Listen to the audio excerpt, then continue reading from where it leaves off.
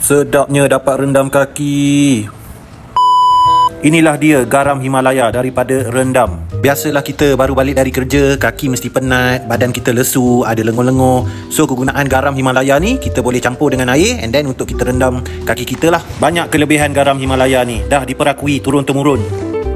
Okey, untuk campuran garam Himalaya ni macam aku guna separuh high pipe, separuh lagi aku guna air panas. So kita nak pastikan biar keadaan air yang kita nak rendam kaki tu dia berkeadaan suam. Okey, macam tahap kepanasan bergantung pada korang. Kalau korang suka lagi panas, korang adjust lah sendiri, lebihkanlah air panas tu.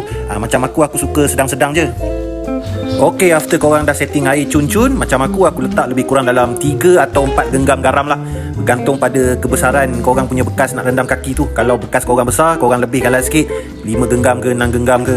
So tak perlu banyak pun, just korang agak-agak lebih kurang je, okey. Macam aku pakai lebih kurang dalam 4 genggam. Okey, lepas pada tu korang boleh terus rendam kaki lah. Nampak bila rendam ni pastikan air tu paras buku lali ataupun atas sikit pun tak apa. Lepas tu bila korang dah rendam kaki, ya Allah sedapnya rasa. Untuk first user akan rasa macam nyocok-nyocok sikit, menunjukkan garam tu tengah buat kerja dia lah. Okey, untuk rendam kaki tu lebih kurang dalam 15 minit ke 20 minit macam tu. After korang dah rendam kaki, ya Allah rasa memang sedap, ringan je kaki rasa. Okey, so kalau korang nak beli garam Himalaya ni, korang boleh tekan beg kuning di bawah. Terima kasih.